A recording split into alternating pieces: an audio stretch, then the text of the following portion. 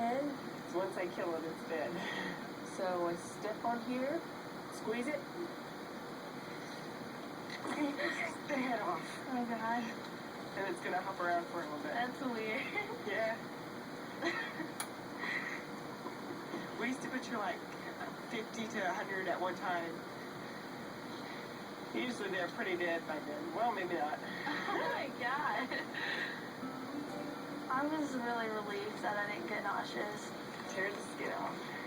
I thought it was really weird how they cut the chicken, but I thought it was like a honest way of life.